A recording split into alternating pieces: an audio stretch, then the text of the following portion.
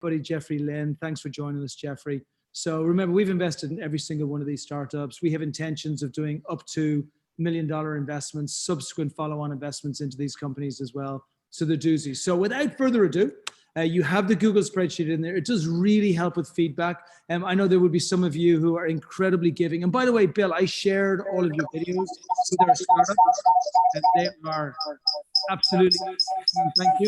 So I know you'll be with the feedback. Isabel, We're getting feedback. What's the feedback we're getting? Yeah. Isabel, you got community? Yeah, there you go. We appreciate you, Vince. More now, though. So, okay. So, yeah. Thank so you. please put the feedback in there. Do it. I'm going to kick off with the first presentation. We're going to race through 12 companies. We're going to kick it off with COVID DX. COVID DX are a company which have got some Yale and Duke graduates. They're awesome. Bill, did you have something you wanted to say, or are you good? Yeah. Where is the link to the spreadsheet? Did you put it in the chat? Coming. Oh, it's okay. Okay. All right. Okay. But this is our primary. This is the spreadsheet's our primary feedback. We're not going to have time. Well, what we're going to do is you also have chat. So after they finish pitching, you can, if you really like one and you want conversation, get chat and you can throw it in there too. And then also afterwards, you and I can have a chat and we can talk about it. And I'll give you all of the ins and outs in every single company. Okay. All right. Okay. Wonderful. And the spreadsheet has just gone in. Thank you very much, Isabel. COVID DX coming up on the screen. I will just lead with one comment on this company. I invested in this company because I believe they have the potential to be a huge company, but I also love the fact that they can impact in saving 170 lives in Africa in the following years. So over to yourselves. Your song, the floor is yours. Thank you, Brian. Can everyone see my screen? Yes. Awesome. So my name is Yao. I represent Cohort DX. My other founders are Song and Tim, and we are making the diagnosis and also the monitoring of red blood cell diseases like sickle cell more accessible. So the story for our company really began in Africa, in Ghana, during my clinical practice. I was a young doctor on duty, and this young boy came in very, very sick. His eyes were yellow. And we knew what to do for him as a clinical team. But unfortunately, we really couldn't help him that much because the tools available to us as clinicians were inaccessible. You know, they were expensive. They couldn't afford it. And on top of that, the sample had to be collected, taken to a central lab. You know, it took a while to get the results. And we didn't have adequate point of care monitoring tools to be able to monitor this patient whilst he was in the facility. And so that led to the creation of Cohort DX. It's a huge problem. In case you don't know what sickle cell disease is, which is the first disease we are starting with, it's a gene mutation which affects the shape of the cells. So they end up becoming sickled, the red blood cells become sickled, and then they tend to stick to each other and they cause a whole lot of problems like stroke, pain. It affects 30 million people worldwide. More than 200 million people, including myself, carry this gene. And every single year, we have 170,000 children, mostly before the age of 5, dying. And this can be prevented with testing. Even in America, where we have a relatively better healthcare system, people with sickle cell live 33 years shorter than the average American, and they spend an average of 2 weeks in the hospital every year. And throughout their lifetime, they spend up to $1 million in treatment costs, of which a significant portion is in the diagnostic portion. So this is our team. Myself, I'm an MD. I did an MS, and I'm currently also doing my PhD. Our COO, Song, has a JD. She served most of her career, serving marginalized communities, and she just graduated from the Yale School of Management with an MBA. And then Tim is our AI guy. He's currently doing his PhD at Yale. So our solution is just a simple and accurate AI-based tool for monitoring and diagnosing these patients.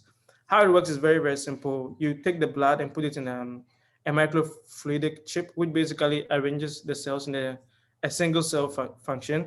And then we have this imaging microscope, which was developed out of Duke, of which we have the exclusive patent option, basically producing a hologram of the cells. And so you're doing this for thousands of cells going through the cartridge. And so we use this massive data in our deep learning model to be able to study patterns and shapes, and then not only make diagnostic predictions, but also monitoring. So the value is huge because currently HB electrophoresis for sickle cell can take up to 2 days, our results will be less than a minute. And then on top of that, we are bringing down the cost from 63 to less than $2, which will make a huge change, especially for marginalized communities. And then our solution is also the only solution that will have the monitoring system incorporated. The main business model is to partner with hospitals and research institutions and also big pharma companies that are developing therapies for these diseases. And the idea is that they're going to buy the device and also AI software, but then also each test requires a cartridge, which will bring basically consistent revenue. The market for sickle cell alone is huge, almost 5.3 billion. And this is one of the few diseases where you can basically make a huge impact while also getting a huge return. So in terms of what we've done so far, we've trained our models with data we got from our research partners, and then we established other partners to help in our data collection. And then we basically build a device, and so we are beginning our training. And after that, we will then want to raise our seed round to be able to improve the product and go to market. So these are key advisors. Adam works at Duke. He basically built the patents, which we licensed, and we have a strong relationship. We jointly just applied for a grant. And then Smita at Yale actually taught Tim in one of his classes, and she's very helpful. Colin was the former CEO of Bayer, it's a multinational, and he also regularly advises us. And so our plan, basically, we are not actively fundraising now, but we will be opening our round very, very soon after collecting our data, and we'll be happy to get in touch with you and keep you updated on our journey. Great presentation. Thank you, Ya. And any investors that would like to continue. And I think there's two levels here. Number one, anybody who's interested in investing. Obviously, we feel this company is going to break through massively, not just because of the founders and their pedigree, but also because of the size of the market. But also number two, even if you know people, it might be folks in the African-American community, it might not. But there's too many people dying from this, and it's just because of lack of diagnosis and just the expensive cost so far. So this is a mission that we want to drive. Thanks, Ya. Great job. And this, you can continue with chat directly to Ya or to Song. Is Song in there as well? No, to Ya. Okay, perfect.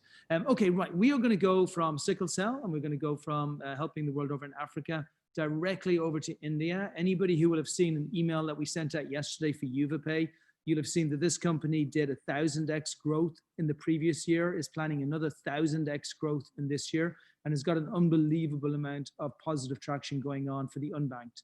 UvaPay, Prashant, take it away. You got 5 minutes. Yeah.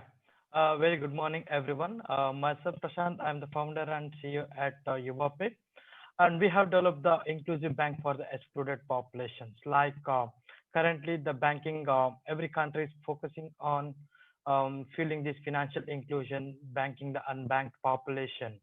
But if you look at that, currently 50% of the population do not have an internet connectivity, and 20% of the population do not have access for the banking services.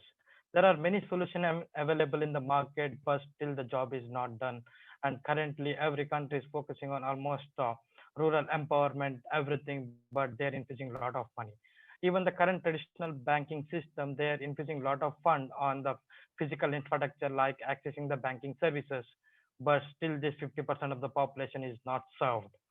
And to overcome these challenges, most of the banking solution, they have introduced digital payment solution and digital banking solution, but the biggest enemy is connectivity. Without internet, nobody works, and even without smartphone, nobody works. So if this is the same case, how we can onboard this 50% of the population in the real financial services? Is there any solution? Yes, we have a EVA-based solution. We have a global banking solution for next 2.9 billion population, where we are enabling all the banking services, like starting with the spending and even the payment collections. And we make a habit for a customer to save on every spending. And once the people are saved in a piggy bank account, then we are providing in the micro credit system, where they can get an easy credit inside the application, inside the EvaPay app, at affordable rate of interest. And once these people are available for this micro credit, then we are providing the micro insurance. There's a small pocket of insurance. The range between the premium value is $1 to $2, and the coverage is between 10,000 to 20,000. So this is all the complete services we are enabling in the single platform. As I said, we have a solution for both smartphone and people and even the feature phone, and even people who do not have internet also they can access all these services in a single platform. So that is exactly one of the game changers. As I said, currently 50% of the population do not have an access for the digital infrastructure, and we are solving the problem here. As I said, we are also grown. We are launched our solution in last November 2019, and with an initial platform revenue of $100,000, and now we have grown almost 9 times. So now currently we are having a platform revenue is almost $1.25 million, and we are already growing 10 to 15% month on month. And of course, we can say that our focus is for rural market, the tied to below cities and last mile population, and we are enabling all this population into the single platform. And we can see that almost all the population they are spending on most of the time it is not a convenient for accessing the traditional services, but we are enabling all these financial inclusion services where people are feeling very convenient for that. This is exactly the market. Like as I said, currently we are focusing on Indian market, and currently we are having $1 million as a platform revenue with the the digital solution called payments and collection. Now we are enabling multiple services like microcredit, insurance, prepaid card, and also micro savings. And with this part, we are planning to have a platform revenue of almost 10 million by 2021. And we are not only restricted for India, but also we are going with the global market, and we are already expanded our network for 5 countries from Africa, that is Morocco, Senegal, Djibouti, Nigeria, and Philippines, where we identify the local partner, and we are white labeling our solution for the neo banking platform. As I said, we are initially focusing on the Indian market, but also we have a global solution, as it is almost 50% of the global population. And for the 2022, we want to have the same growth, like it has it almost 1,000 times, and we want to have a 100 million platform revenue, and expanding our network for 20 countries, enabling again the microcredit card and international remittance system in the same platform. This is exactly our market expansion plan. We have a strong partnership where we are partnered with Visa, and Visa is enabling of the card-to-card solution with YuvaPay, and also one of the top private bank in India, that is S Bank. And S Bank is one of we are one of the portfolio solution, and they are helping us to reach pan India, all the state that is covering almost 420 million users. And Visa with their, again we are focusing on Indian market, but also we are expanding our network for global market, targeting for Africa and Southeast Asia. And we already has it. We already gotten client in African part, and we are implementing our solution, and we are going live in April 2021 for these four major countries, and with an initial setup cost between 100,000 to $250,000. And we are doing the joint venture with these companies within 70-30 ratio, and with a 30% revenue share. So this is exactly our ask right now. We want to grow. We are already grown 1,000%, and also we want to extend the same growth for next 1 year. And we are looking currently 2.5 million on cap of 10 million.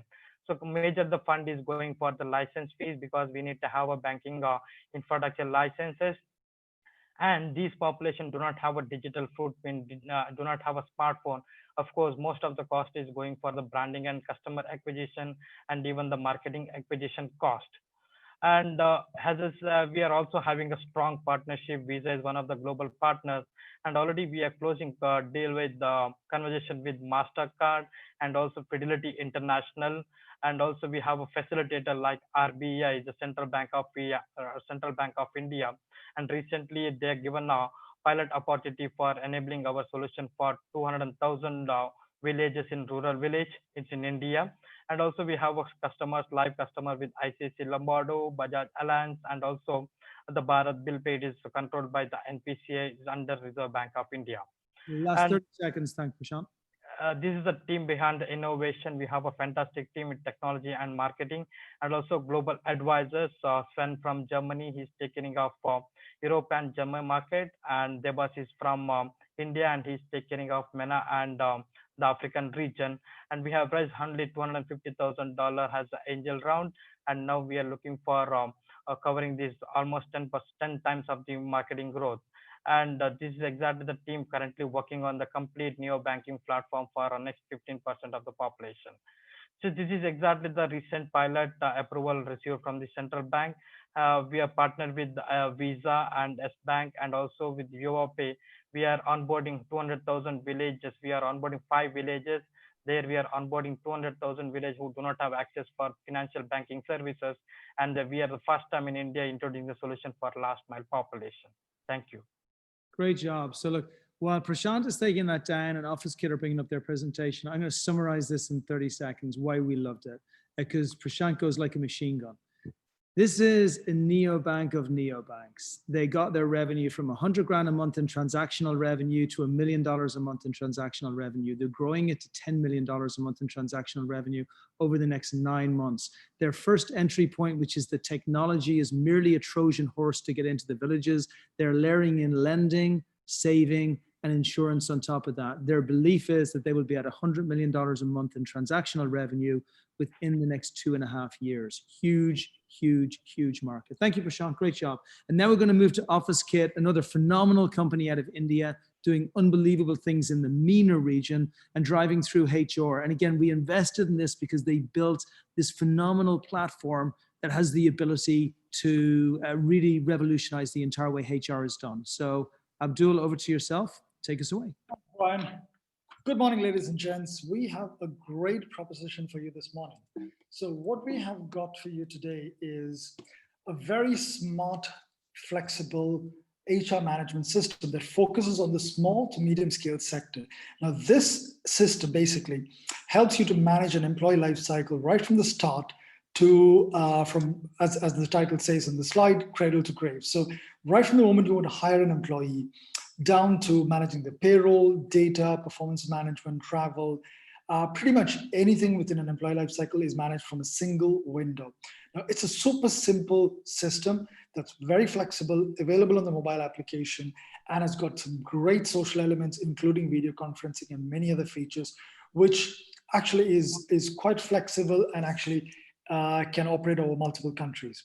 Now, if you look at the market, today, if you're in the small to medium scale sector, and if you want to go the digital route, if you want to actually manage a human capital system, one of the biggest challenges you would find is that you would actually end up using multiple systems to manage your human capital. Now, these systems are fairly complicated, hence there's quite a lot of time that's involved in training, and that extends the time to implement. Now, these are out-of-the-box solutions, hence any change you want, the cost is very high. But the worst part is that because actually your systems are in multiple systems and the data is scattered all over the place, if you want to actually run a report or you actually use data to a meaningful purpose, it becomes quite chaotic and a big challenge because you need to pull this from different systems, put it in Excel sheets. It's chaos. Now, that's where we come in. We've got a fully integrated solution that comes out from a single window. It's super user-friendly. And because it's user-friendly, the time to implement is very low. On an average, we spend 7 to 10 days, that's it, to actually turn around the full implementation. But the best part of it all is that the way we've designed the system, it's got quite a lot of features in it that actually helps us to tackle a wide range of clientele, whether you are a company with 50 members or a company with 10,000 employees. This has got a wide range of features that you as a client can customize on your own end without having to come back to us. Now, I'm going to quickly talk you through a case study we have got wherein almost a year back, we had a major money exchange in the region that came on board. Operations in more than 12 countries, over 6,500 employees, multiple business verticals. Before they brought us on board, they had over 20 different systems. Post-implementation, today, they've got one single system operating over 12 countries that handles multiple currencies. Now, based on what we've been hearing from them, they've had amazing success in terms of reducing their process timing, costs. Right. Now, we've got quite, if you look at the segment, there are a few players out there. However, we are what iPhone was to the mobile phone industry when they came in. Today, if you look at it, if you look at all the competition, what we do, none of them is able to do. And the most important thing basically is it's super user-friendly. It's the user interfaces, the features, that's what is actually, that keeps us ahead of the game. Now, if you look at actually the market segment that we're trying to tackle, the APAC market, it's pegged at over $8 billion. But the reality, in terms of adoption of HRMS in the sector, hardly 11 to 15%. There's quite a lot of push in terms of going the digital route in this area. And this is the wave that we want to actually capitalize on. And we, with the right support, we will become the next QuickBooks within the HRMS sector. Now, over the last couple of years, we have been actually perfecting our product, and that's where all the focus and the investment has been going into. But even during the stage, we've been having a very good growth, and as we speak today, we're close to around 20,000 employees on board. Now, mid of this year, we've actually completed our product development, and post that, we've been having an amazing traction. Just in November, we've had over 25% customer base increase. December looks like we're going to go over the 30%. Our target is by 2022, with the right support, we will cross the 1 million employee base. Our ask is $1.5 million. Now, where these funds are going to go into is basically, we've got a great team. However, we want to make it better. And we're actually doing a lot of investments in terms of into AI and machine learning. And particularly, we were actually looking at predictive analysis in terms of employee turnover and employee engagement. And we're planning to actually, get that into a much better action right now. And with the expansion plans we are looking at, we want to be present in the key strategic markets that we're looking at. So opening up offices in these key segments and also investing better in terms of our branding and marketing. And a quick run through our senior leadership team members. We've got a mix of tech entrepreneurs, tech geeks, financial advisors, and myself, an HR expert.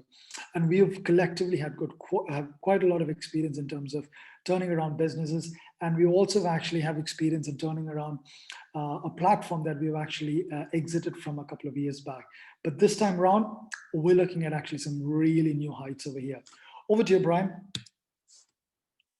Excellent job, thank you. And as I mentioned, we invested in it. Once we saw that they had 20,000 paid users, they built such a robust platform from the beginning to the end. And actually, let's get AI Beyond's presentation up, pretty please, just while I'm saying this. But once we saw that they had actually built that for 20,000 people, nobody was leaving their platform, everybody was paying on their platform. They'd built one of the most robust, it wasn't even an MVP, it was a fully built out platform, then it was a no-brainer for us. You can get all of the details from Abdul. Thank you. And now we're going to go from India and we're going to go over to Belarus. Nobody would deny that cancer is a terrible affliction on our planet, and even fewer people would deny that if we can get artificial intelligence and machine learning built into the pathology infrastructure, it would actually make life a little bit better. So AI Beyond, I will leave it to you, and Alina, Roman, Rosa. Yes, it will be me. Hello, everyone. My name is Alina. I'm from AI Beyond Technologies.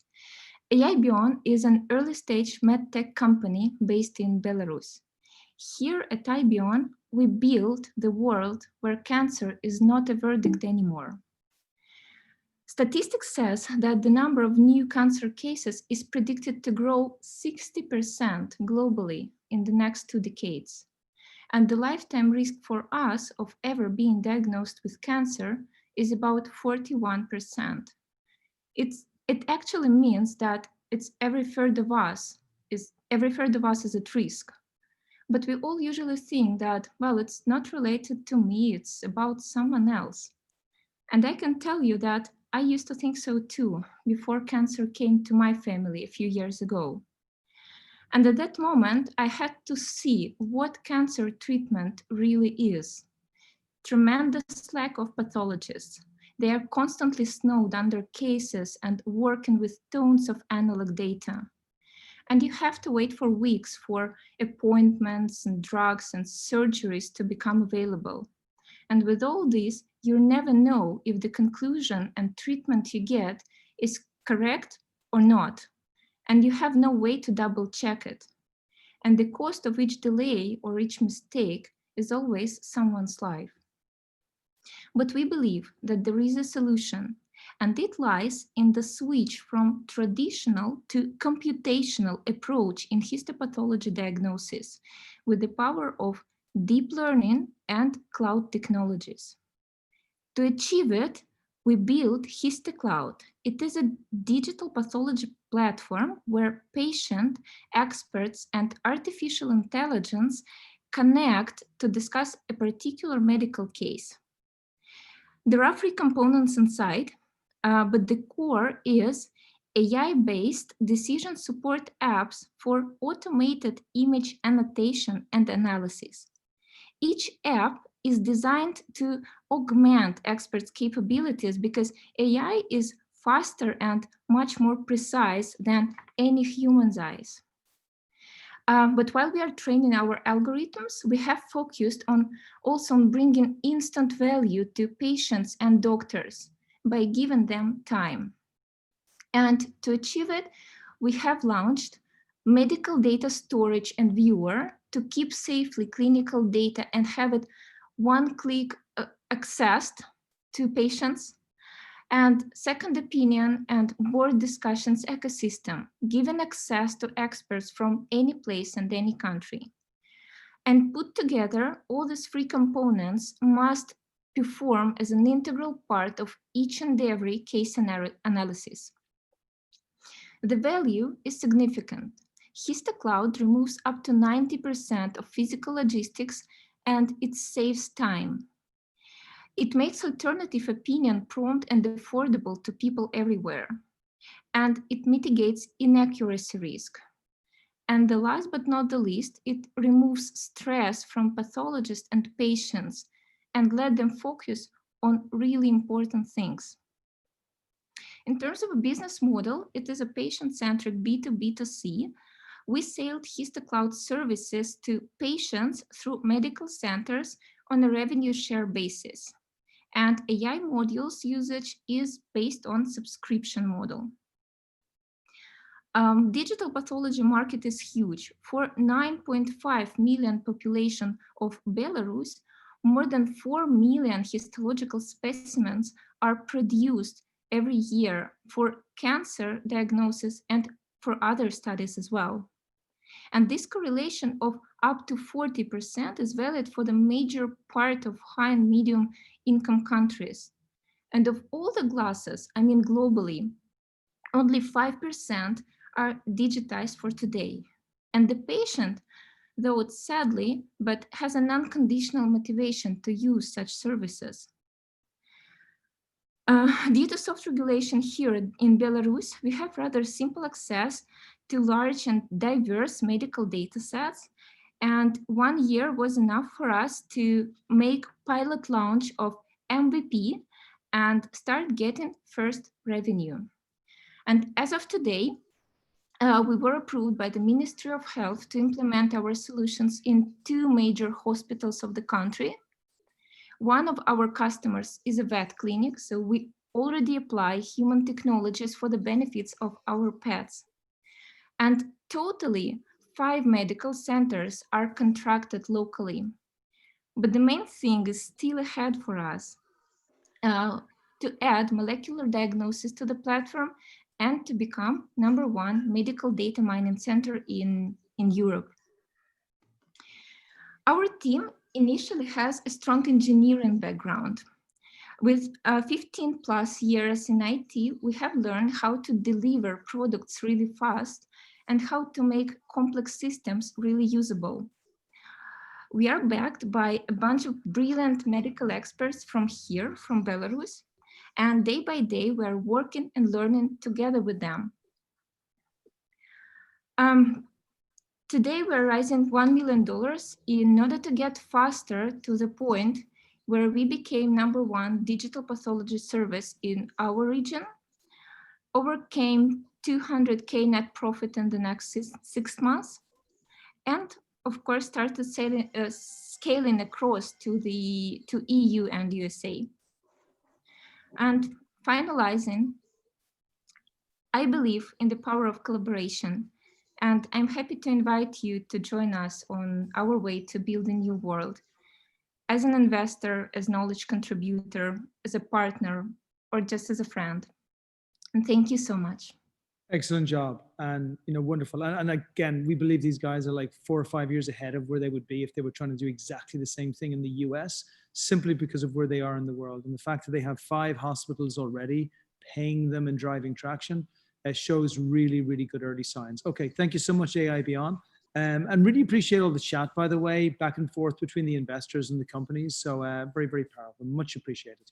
Next company, we all know what happened with Honey over in the US, and it was such a wonderful success for the folks in BAM and the folks in Mucker and a couple of other investors out there. Matt Waffer are taking Honey and upgrading it and bringing it to the MENA region, which is a whole new interesting world. Over to you, Will.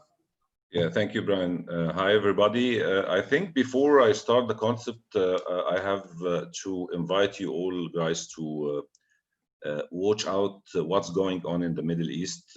We're witnessing a tremendous growth in digital services in general, fintech, e-commerce, financial inclusion. We're talking about a region with 600 million population. 50% of them is below 30 years old. Everybody now owning a smartphone, yet the market's still hungry for platforms and for what has happened in the West, in US and Europe in so many different aspects.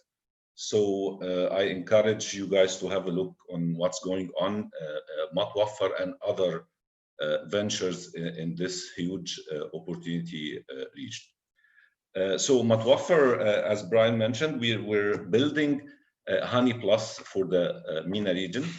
The e-commerce is witnessing a huge growth, 30 billion now, with a growth rate of 30 to 40% year on year.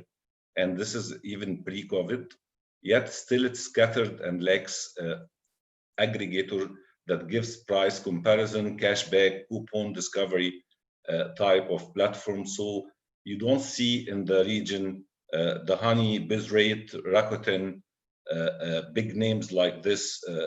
So it is a green field. Plus, there is another element which is consumer or became more and more price sensitive. And as we all know, online shopping and e-commerce is the new reality. Who we are, 3 co-founders. 2 of us were a part of the 2 unicorn of the region. So myself, I was part of the C-suite of Karim, Uber of the Middle East, got acquired by Uber last year for 3 billion. And this was the true example of how a service in the West, when it is implemented in the right way with the right execution in the region, it gets huge success and traction. Aukasha, my other co-founder, he was part of a fintech in Egypt that started 9 years ago, and now it is in the stock market. They only operate in Egypt, and their value is 1.4 billion. Our third co-founder is the CTO of the largest mobile operator in the region as well. So we have a very simple brand promise to the customer. If there is a better deal, we will get it for you, either through our mobile app or through our portal or through the Chrome extension, the Honey model. Today, we have almost 20,000 products from more than 15 online stores, and this represents almost 80% of the online transaction happening in Egypt. And every day we add more, either categories or products or online shops. From listing of products and prices to comparison. As I mentioned, the Chrome extension will be implemented the Q1 next year, where even if you are an Amazon website or the like, we will be able to identify what's in your cart before checkout and tell you if there is a better deal. We offer price history, price alert, expert review, which is something new to the MENA region also. And what's very important also is a consolidated consumer review from so many different sides.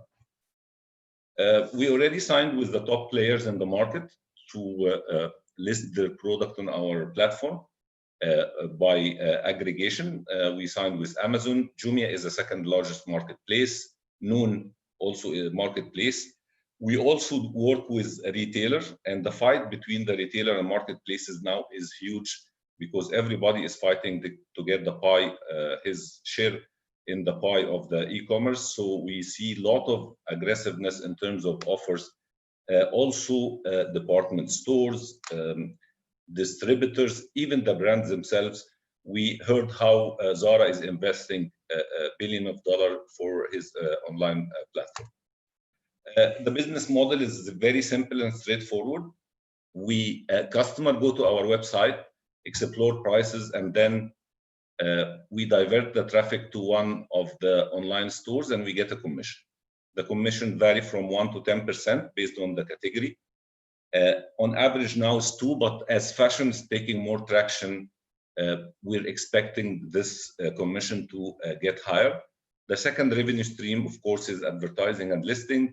And of course, there is something that we couldn't even quantify the value because of the traffic and data and insights that we're getting in a region that lacks data and insights and price transparency. Our revenue projection, the total addressable market in year 5 will be 90 billion. We're focusing on markets where we see a huge opportunity: Egypt, Saudi, UAE, the pillars of the Middle East, and GCC. This is almost 70%. Focus on main online store and main products. This gives us 50 billion in year 5, and our aspiration is to reach 6 to 8%. This will give a revenue of 3 billion and GMV of 100 million, assuming a almost 3% commission. So I think we have the right recipe for a new unicorn.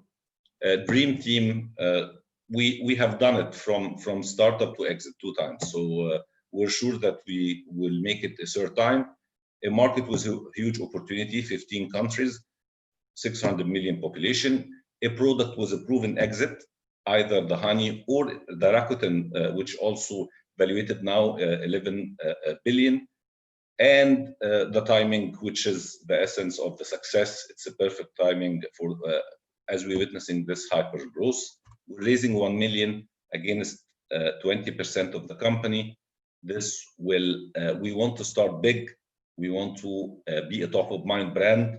It's all a story of brand building and acquiring customers to the platform. So we have done it before, and we are sure we're gonna make it. Thank you. Great job. Thank you very much, Wael. And while you're taking down your presentation and Razi are bringing up theirs, you'll notice we've got 2 companies here from Egypt, actually. We're super bullish on Egypt. We put Egypt, India, and Africa as just 3 incredible countries for top of our list next year. Razi over here in the US have done amazing stuff and just immediately impressed us with the incredible traction they have by bringing 11,000 paid teachers onto their EdTech platform. So Alison, over to you. Take us away. Hi, everybody. My name is Alison Bischoff, and I'm the CEO of Razi Company. I'm sure at this point in your life, you've found yourself in a job thinking, how did I get here? I don't feel inspired, or I'm bored, or I just don't want to do this anymore. And we find ourselves in these places for many reasons, but one of the main ones is that people are pipelined to the wrong careers. And this just doesn't start in high school or college. This starts as young as kindergarten, where we're building our interests and our skills, but the support systems that we rely on, like parents, the school system, and now things like social media, are not prepared and don't have all of the knowledge to help us on our career journey. And when we end up in careers that don't fit our skills or our interests, we end up extremely unhappy. 85% of people report that they're unhappy in their jobs, and this leads to a host of mental and physical problems, the inability to wealth build, problems in interpersonal relationships. And so this is a huge problem that really is agnostic of socioeconomic status, geography, age. We see this across the board. So how do we fix it? Well, at Razi, we do it by going back to the beginning. We have a career exploration platform that kids as young as kindergarten all the way up through high school can use to build their skills, learn about their interests and careers. And our resources connect careers in the 21st century to what kids are learning at school. And what's also great is that kids can use our platform during school time, in school, and at home. And teachers report that students love our lessons. We've had over 100,000 students use our platform, and teachers report that they ask for our resources by name. And this is most likely due to the fact that all of our lessons are high interest content, focused on diversity, focused on current events, things that kids care about. We have about 1,000 paying schools, over 10,000 teachers now on the platform. We just brought another 1,000 in last week, and then we've been doing 30,000 in recurring revenue this year. In terms of our sales channels, over the last 2 years, we really focused on the more traditional approach of getting to our customers through schools. For 2021, we have about a $2 million pipeline of schools that are interested in bringing on Razi for next year. And then obviously COVID, hit our world hard, but what we saw was that teachers and parents want to take back control of the resources that they're giving their kids. So we're going to be hitting paid social digital advertising hard in early 2021. As I mentioned, we did a single campaign to teachers and got over 800 users in 2 days. So it really shows that people want to use our resources. And then in later 2021, looking to build partnerships with corporations, influencers, both nationally and internationally. And the global edtech market is exploding right now. As I'm sure you've all heard, it's an $80 billion industry right now, but with the digitization of school and home, it's growing to $300 billion in the next 5 years. So this is a perfect time to start investing in edtech, especially in a product like ours, where we span so much of a person's life.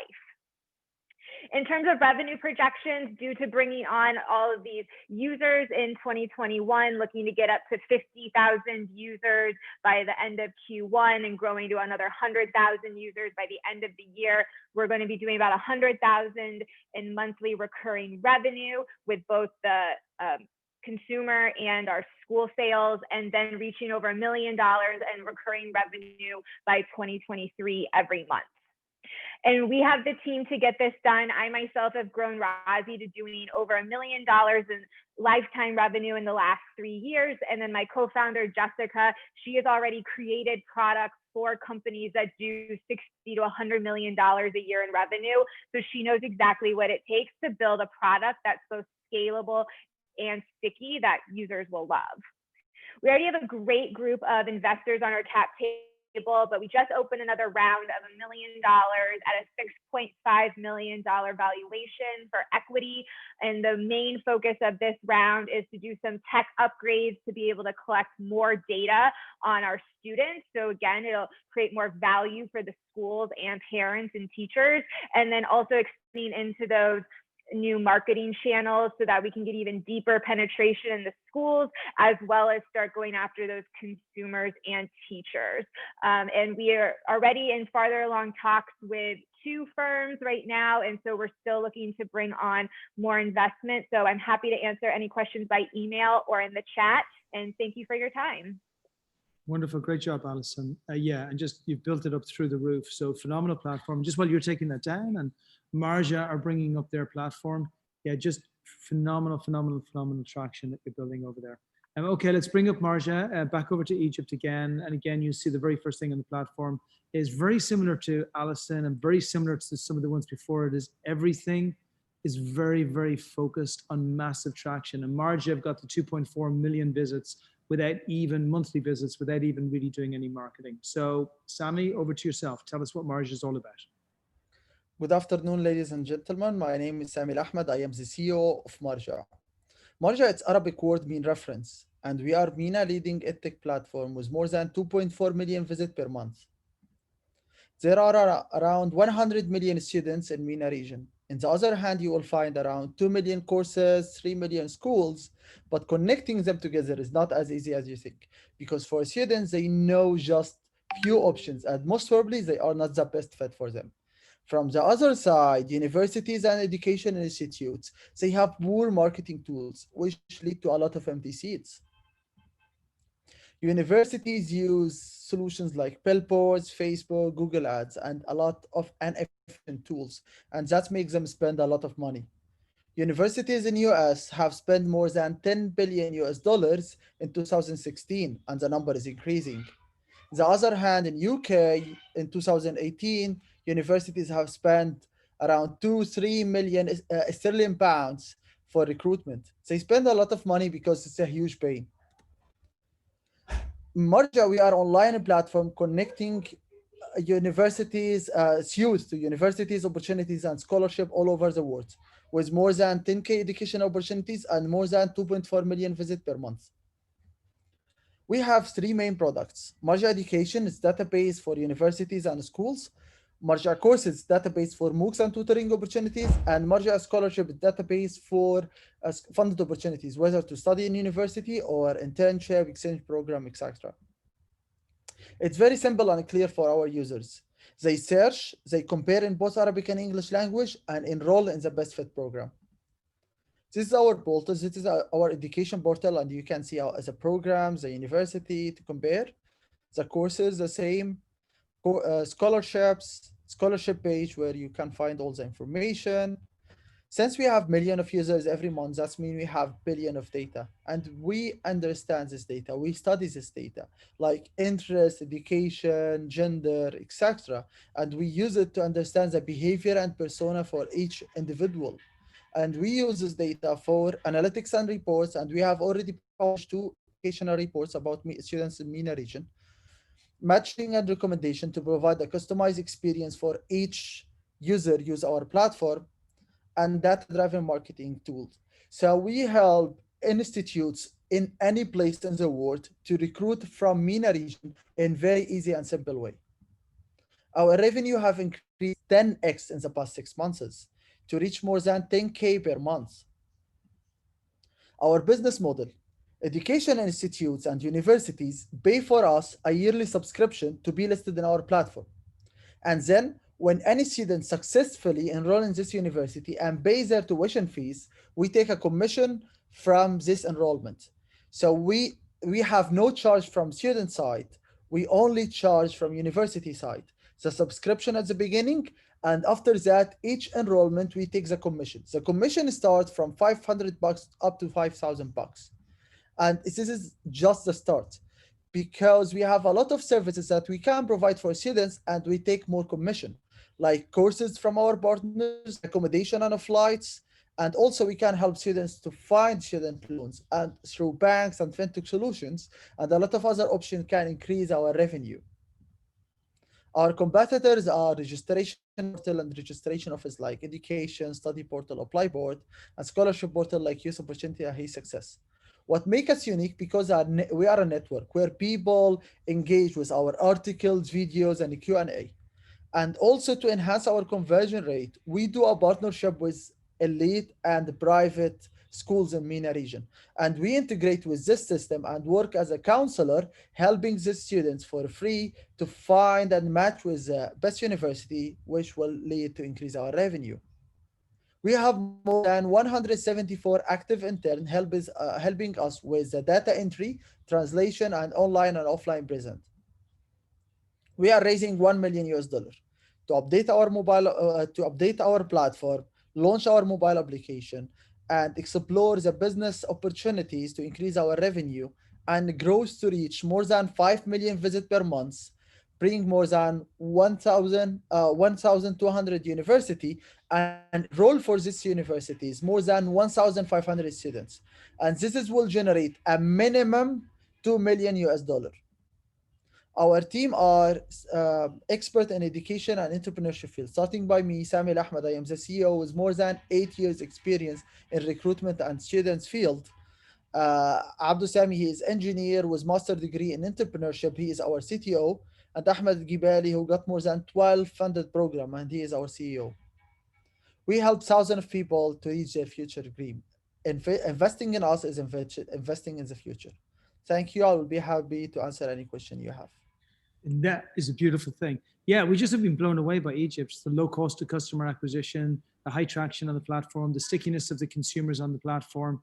And as a gateway into all of MENA, it's just super, super interesting to us. So yeah, 2.5 million folks on their platform. What am I going to say? It's absolutely huge. And that's with raising like a couple hundred grand, even less. Okay, great job. Thank you, Sammy. We're going to go from Egypt over to the UK, Haifa. This is a super important area. We actually pitched this the other day to Ben over at NEA, and his view on the platform, although the company is obviously early for him, his view on what the platform is looking to do through what's called innovation intelligence, he believes is one of the cutting edges that's going to be coming in the next 5 to 10 years, which I'm with him on. Arpit, over to you. Explain to us why corporations of all sizes, but especially large enterprises, need to deal with their innovation intelligence. Thanks, Brian. Hello, everyone. I'm Arpit, the founder and CEO of Haifa. I'm based in London, and our name is derived from the underground network of filaments through which trees communicate and share information and resources to drive the growth of the forest. What we are about is enabling enterprises to grow through innovation intelligence. Innovation is the most important factor in driving growth. Investment into innovation will double over the next 5 years to $5.5 trillion. Yet, 94% of leaders are unhappy with their own firm's innovation performance. Why is that? It's because of 3 key reasons. First, innovation happens in silos. Second, innovation activity is not aligned with strategy. And third, teams are unable to spot key trends and signals that may impact their business. At the core of it all is the fact that knowledge is highly fragmented and trapped. That's the problem we at Haifa are solving. Haifa is the new kind of innovation intelligence platform that connects knowledge, data, insights, people, resources, and strategy, whatever the source, whatever the format, and whatever the time horizon. What makes Haifa unique is that all knowledge in the platform becomes contextually relevant based on an organization's own way of seeing and understanding its world. That's enabled through technologies such as ontology mapping and graph processing. What that means is that the knowledge that teams work with on a day-to-day basis, we break it down, distill it, atomize it, put it on a graph, and connect it in meaningful ways.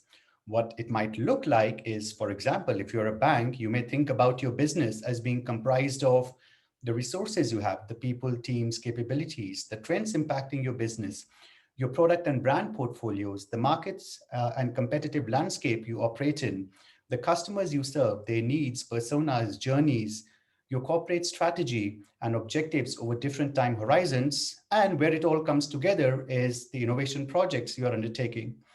All knowledge can be organized and interconnected along this schema. So if you click on an innovation project like Banking Marketplace, you can see what it's about, who is working on it, what strategy it relates to, what customers it serves, what brands it's relevant to, and so on. You can also see what stage of the journey it is on, what ideas have team come up with, and we offer a whiteboarding, ideation, and collaboration platform as well. So you can connect the dots and see the woods and the trees with Haifa. There are 3 parts to Haifa. Integration engine helps you make sense of internal knowledge. Intelligence engine brings external knowledge into the platform. And insights engine looks at how you're using the platform to enable you to innovate better. Around the core, we have an API layer that connects with your knowledge stores. Haifa does not replace any of your existing systems, but embraces all of them. What does that mean for clients? More engaged employees, more effective collaboration. You can come up with better ideas faster, and most importantly, enhance innovation performance. It's been 7 months since we were formed. We have 6 seed clients, including globally recognized brand names such as AB InBev, IKEA, and Reckitt Benckiser. We have generated about 200K in revenues thus far. Our clients use us for managing trends, ideas, collaborating, and for their innovation pipeline and portfolio management. We also have partnerships with 4 trend and innovation agencies. A strong management team. Each one of us has 15 to 20 years of experience in innovation and in technology. And the founders, we've known each other for over 12 years. We are targeting large and medium enterprises with over 1,000 employees, typically in consumer-centric industries. We follow a SaaS-based revenue model, but that's not based on number of users, but on the application areas and the plugins used, with a base package coming at 56,000 annual recurring revenue with unlimited users, and plugins anywhere from 10 to 50K. There's also an onboarding fee of 20K. 3 go-to-market channels, direct, through partners, and inbound growth engine. We aspire to grow from less than $1 million in revenue in year 1 to 50 million plus by year 5, and from 12 clients to 500 plus clients. And we'll be profitable after 3 rounds of funding envisaged in this journey. So that's a summary. We want to dominate an emerging category of innovation intelligence. There's a clear customer need being solved in a unique way, strong team, solid traction and pipeline, high growth potential. We are seeking $500,000 pre-seed funding now and $2 million seed funding in 6 months' time. Thank you. Awesome presentation, clearly defines what you are doing and everything that's happening with the company. Yeah, and just really, really exciting where you're actually going to and where you're actually taking this. Hey, I would, if you can take, you're taking that down, which is wonderful. Right, we're in the home stretch. We have 1, 2, 3 presentations to go, and I'll give a very quick overview of one of our other companies. Well, I don't even have to say anything, do I, Jim? So Jim is up here. So we're jumping in again. You know, Jim came into us. Obviously, we all know that healthcare, making it more affordable is massively important. We all know that if we can show some major traction, that's really good because we know the consumers love it. But what I loved about this was that all of the players in the market for reduced cost healthcare, whether it's Amazon coming in on prescriptions, whether it's GoodRx, whether it's any of those people, they all have the big blunt instrument, but what they don't have is the scalpel, where they can actually come in and use the data to reduce the prices even more. Benjamin have all of that data that will be provided to all of these companies. Jim, take us away. Tell us how you got to 50 grand a month in revenue and how you're going to grow up to a couple of 100,000 a month next year.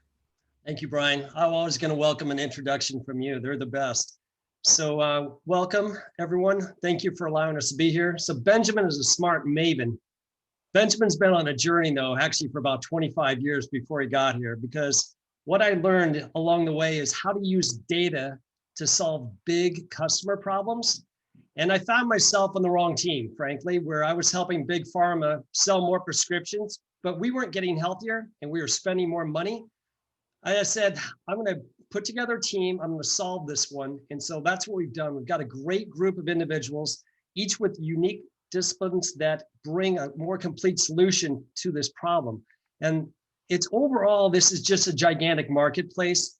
It's the last biggest consumer-facing industry that does not provide transparency.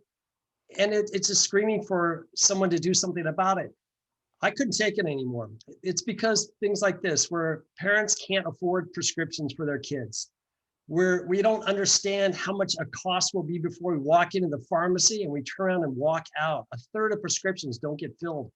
And the big one is that it's a very complex thing to manage chronic illness and medications. And the one thing that is all common with these, cost and complexity.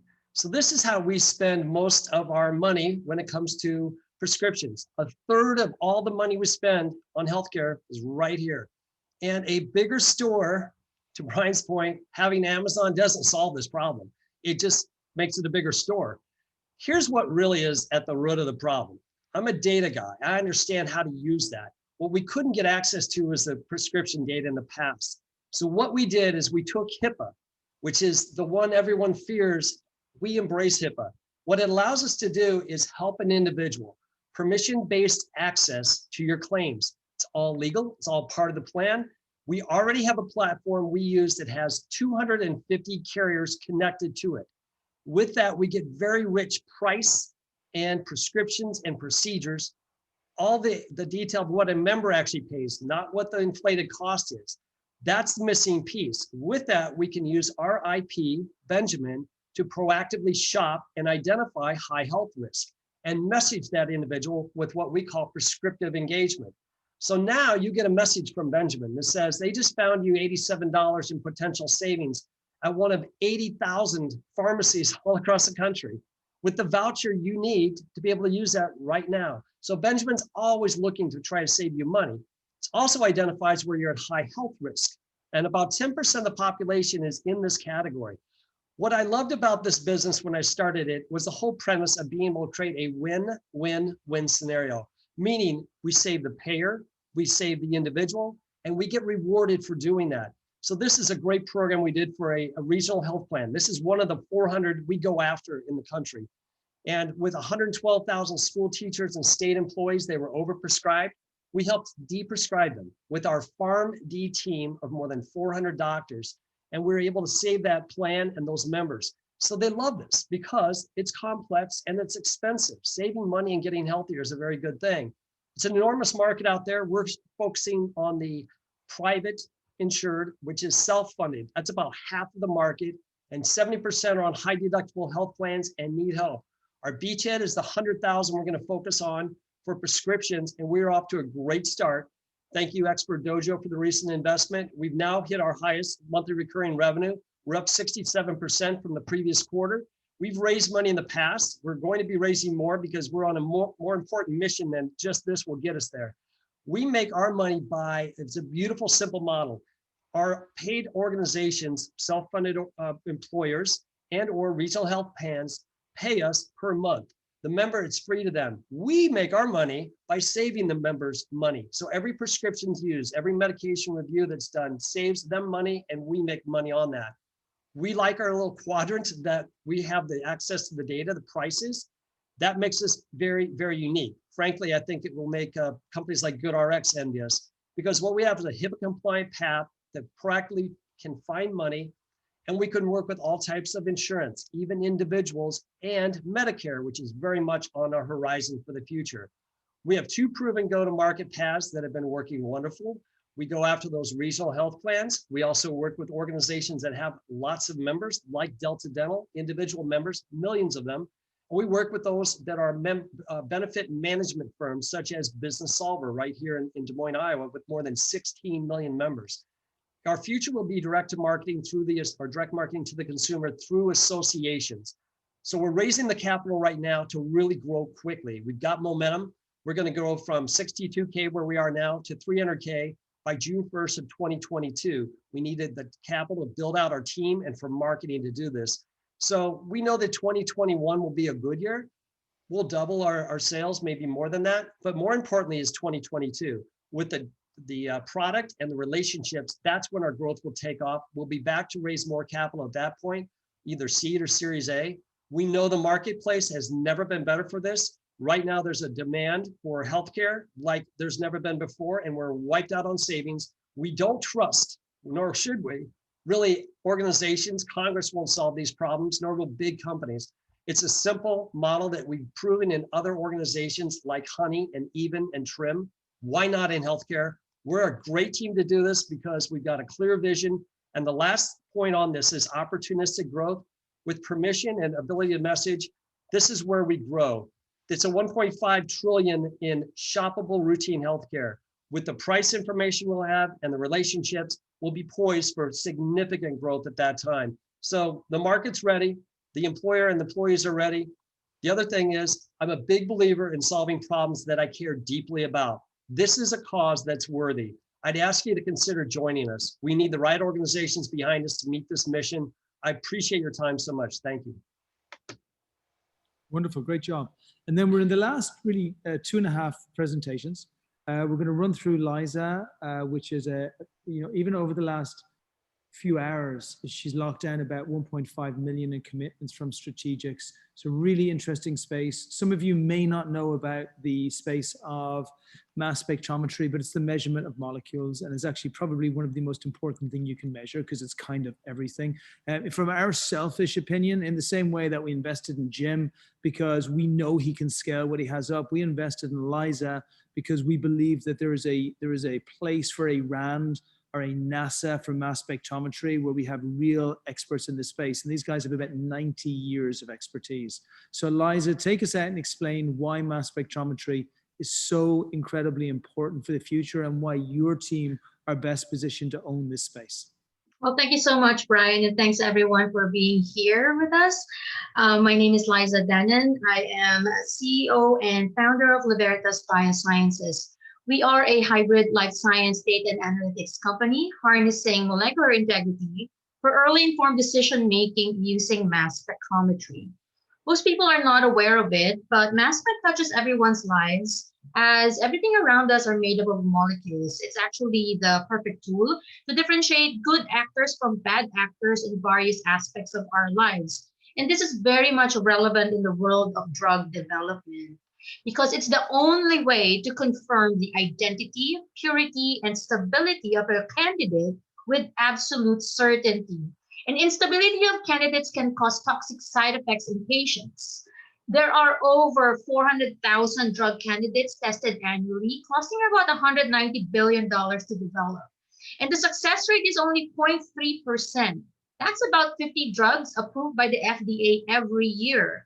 And a lot of the costs are actually due to failures in regulated human clinical trials. We believe that mass spec can advance the good candidates early.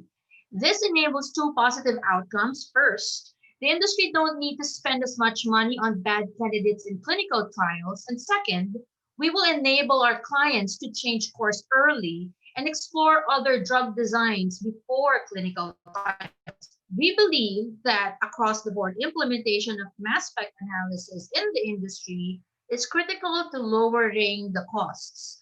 However, implementation comes with so many limitations that we are turning into viable and profitable business opportunities. And we make this possible because of our dream team and our collective 9-decade experience in the industry. We were exposed to the challenges of mass spec implementation every single day. We had to develop the solutions to address the limitations head on. And in the world of mass spec, it's not the tool that matters as much, it's actually the touch.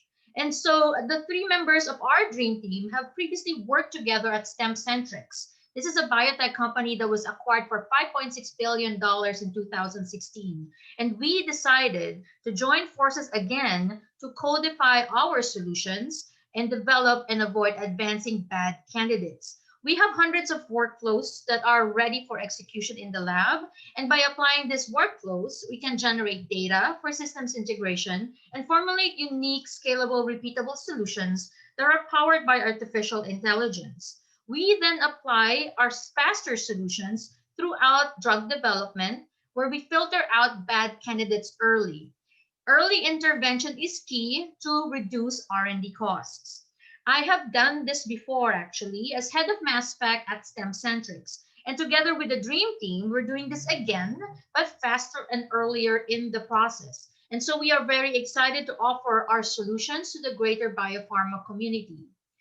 Our goal is to set up the lab. And after we set that up, we then bring together all components of our solutions to build the smarter analytical labs of the future. This unifying platform breaks the bottlenecks of biopharma mass spec, generating reportable results in hours and not weeks, not months, definitely. Currently, we have 2 paying biotech clients in discussion with 2 multi-billion-dollar mass spec companies as strategic partners. Brian just mentioned earlier, those discussions are maturing right now and they're turning into actual MOUs to be signed within the next 2 weeks. And so these strategic partners have repeatedly expressed that they need our help right now. So our decision is per client and strategic partner, we're charging a consumable subscription fee of $50,000 to $300,000 for our offerings. And so when we set up our lab, we expand our business right away. We secure the lab, service our growing list of clients, and generate revenue fast. There are 3 companies right now, startups in particular, Series B startups in particular, founded in 2017 that raised nearly $450 million. They use mass spec as part of their ecosystem to develop clinical disease diagnostics, and they require FDA approval, which typically takes about 10 years. All 3 of these companies are trying to become biopharma leaders in a regulated space. One of the companies filed for IPO early December, They spent $16 million in 2019 and generated $120,000 revenue to date. This amount of revenue we can attain in less than 12 months. We generate revenue without a 10-year horizon and without the need for FDA, as Liveritas operates in the non-regulated space. Every drug candidate has to go through some form of mass spec analysis. Therefore, our barrier to entry is lower, costing us less than 1% of their working capital to date. We don't need to raise $450 million to develop our technology, prove our point, and be profitable. We are raising $2.5 million, where $1.5 million is already committed. So what we're showing you is that right now is the perfect time to invest in Liveritas. Again, our execution is laser focused on the beachhead of $22 billion biopharma testing. Our solutions, though, are vertical agnostic. Therefore, it can be applied in various industries, and we can expand them to a TAM of over $100 billion. And what I'm sharing here right now is our executive team. I thank you for your attention and time, and I'm looking forward to connecting with you. Great job. Thank you, Liza. And while you are taking your presentation down, I am going to, whoops, let me just get that back. I am going to share our screen here. And, you know, we only have 2 folks left. Can everybody see me here? Yes, excellent. Okay, we only have 2 presentations left. I'm going to quickly run through both of them, especially as this is one of them. And then we're going to finish very strong with market that have tremendous traction from a number of tier 1 investors, which she will explain to you as well. But this one here, the founders is on a plane. I don't want him to miss his last presentation of the week. So we have first, this is Versus. And I very much like this company here because, let me, whoops. I apologize, I suck. Okay, I don't suck as bad as I thought I would. Okay, so here's why I love this platform. We took him in for a very similar reason as to why Clubhouse is exploding in San Francisco. We believe that fan engagement is going to be a huge thing. In Clubhouse's perspective, when they got their $100 million valuation, it was because people could see the engagement that was happening with just normal people who had a desire to be able to interact with each other in a more visual way. Versus have done exactly the same thing, but they've taken a far smarter route, which is sports and fan participation in sports and how you can actually get sports teams and fan behavior working together. Now, as an investor, I know how hard it is to build a marketplace, whether it's a Clubhouse or whether it's a Versus type marketplaces in sport. But what I loved about Versus is they have a dual purpose. The first purpose is to say to all fans and all teams, all sports people everywhere, connect in one place in an engagement whereby you guys can make sure that you encounter these either experiences which the artists or which the sports folks are actually giving out to the audience, are just engaging with each other and talking about the games that you love. But what they also did was they went directly to the teams themselves, from the football teams like Manchester United to the NFL teams, and they said, why are you losing your fan engagement to places like Facebook? You should own that fan engagement. It should be on your own platform. And that's exactly what they've created. And they brought their first 75,000 people on the platform, and they engaged them. They brought them in at an extremely low cost of acquisition. They got them working on the platform. They built an absolutely beautiful user experience, and the experience allows brands to get engaged and actually advertise what they want to put out there as well. It allows the clubs to actually be able to give offers, whether it's footballs, whether it's free tickets to games, or whether it's anything else. And the fans get to engage with each other and talk about the thing more than they like anything in the world. The interaction on the apps are off the charts, one of the nicest interfaces and user experiences that I've seen. The fans absolutely love it and have got engaged on a very, very high level. And the acquisition and the results have just improved all of the way through.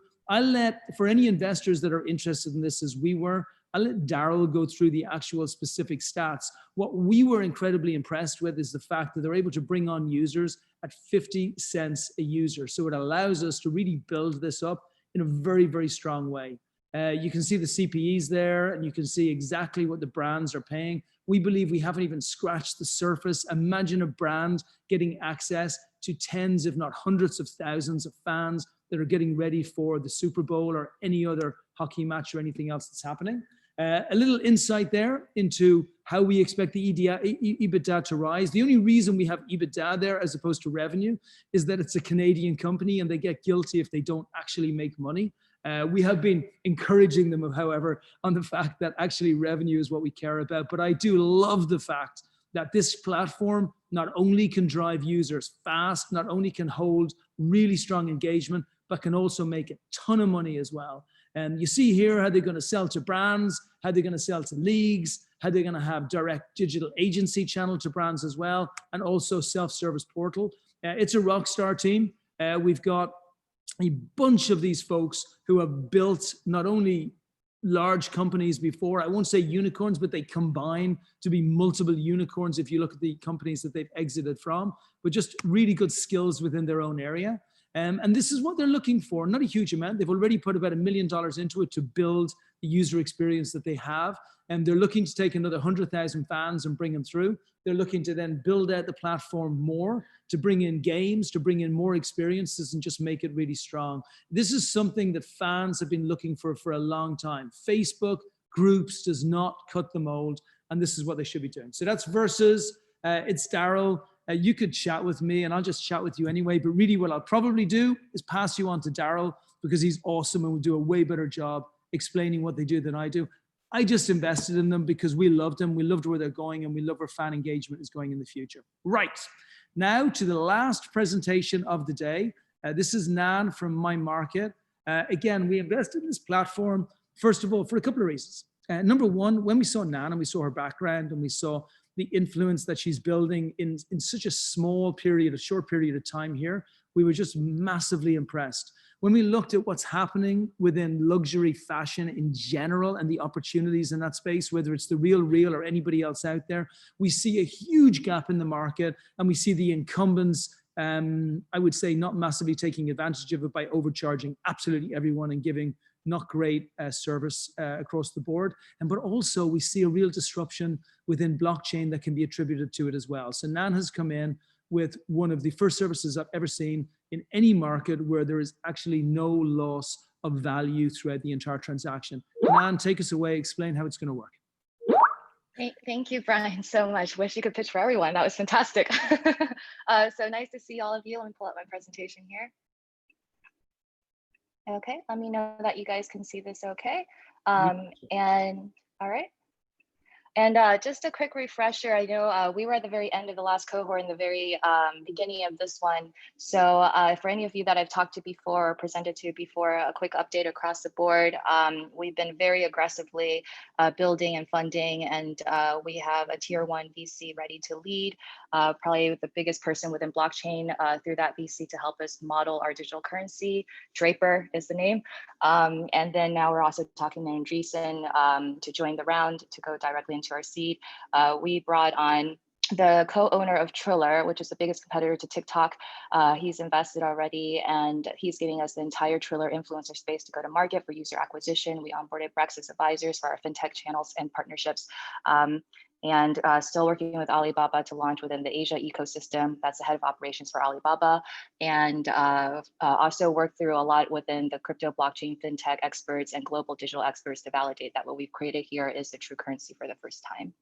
So I will jump into it. Okay, so hello, my name is Nan and I'm the CEO of My Market. We basically stumbled across a whole new way to shop, period. This is a whole new way to commerce. It's a whole new way to purchase. And we've created a lossless transaction for the first time.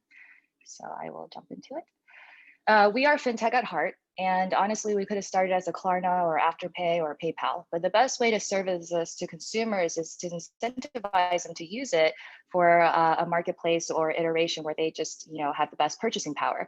And that is exactly why we're starting within this luxury resale entry point, and we're doing a fintech transaction marketplace. So our technology is our secret sauce. Our technology includes two components. It's an IP ledger that we actually encapsulate the value of an item and back it directly to the commodity. So no, we're not crypto, we're not just blockchain, we are an internal system. So that US dollar that is actually purchasing the item, now we permanently encapsulated that value, and now it stays with the value of the item or the item for the lifetime of the item. We add an extra layer of RFID sensors, which allows us this 1-2 system to give us automated 100% fail-proof authentication at scale, and it streamlines our entire operational fulfillment. This yields extremely high gross margins at scale. And the problem we're solving, it's a big problem, is shopping. It's how we do commerce currently. It's how we purchase. Whether it's retail, resale, consignment, or rental, any kind of economical solution across the board, the moment we buy something, we're looking at an immediate inherent loss of that item. Not only are we losing money, but we're losing in value. So an example is like an Apple iPhone. At the moment I purchase it from Apple for $1,500, no one is ever going to give me $1,500 for that phone because they will buy it from Apple. So within 3 nanoseconds, is that phone truly no longer worth $1,500? No, the value is inherent in the item itself, because that is what the US dollar is purchasing to begin with. So that's exactly kind of what we deconstructed here in realizing what we stumbled across and making a true lossless transaction in a true digital currency for the first time. And the perfect application of this across the board, we're looking at the regular ways of purchasing now, which is a loss in value, loss in expenditure. So you have your product upon retail, and across the board, whether it's COGS, margins, markup, or fees, every business has to charge a certain amount to cover for their operational overhead. On top of that, they have to charge a certain amount to make their margins. We take out all of those problems, so we can pass 100% of that value to our users. And how we do that is a simple solution. So we are first of our kind in this marketplace and this transaction system. The ledger itself forms this true digital currency that's backed directly by the commodity. And because of this process of encapsulating that value, it bypasses loss in the sale process, not just for resale, also for retail. Our automation process with this ledger and the sensor allows us to scale and significantly reduce all of our costs and yields extremely high margins. So what is our business model if we're not taking a cut of the value there or the price there, right? We do a membership subscription. So we pass on all those savings to our users, and we charge a very nominal amount, whether it's $9.99, $29.99, or $59.99 monthly to our users to transact on our marketplace. Big emphasis that this is not bartering, not swapping, not item for item of any kind. You would purchase on our marketplace the same way that you would purchase with US dollars or anything else. So it's a transaction alone. Currently, there are no tax laws yet on this way of shopping. So we've been working in stealth mode with Stern Kessler, which is one of the biggest IP firms in the world, to patent this entire process. And the patent is a business method patent. So it's a whole new way to do business, period. And we're also launching within Asia shortly after the US to do the patent process globally. And this market is a perfect place for us to come in. Resale is outgrowing everything. It's growing 25 times faster than retail. It's already outgrown fast fashion. Both pre and especially post-COVID acceleration of this is just exponential. I don't think anybody would have expected this market to boom the way it has. And I think it goes hand in hand with sustainable shopping trends and different things, but the key factor here is consumer behavior. The experience between resale and retail now is blurred. If I feel like I went to the Real and I got the Gucci handbag and it looks just like I got it from Gucci, but the price is much better, of course, I'm going to go for the more economical solution. And the current options across the board here, which is great for us, is that they're all having extremely big problems now at scale. A couple of years ago, they weren't facing these problems, but now it's their nightmare.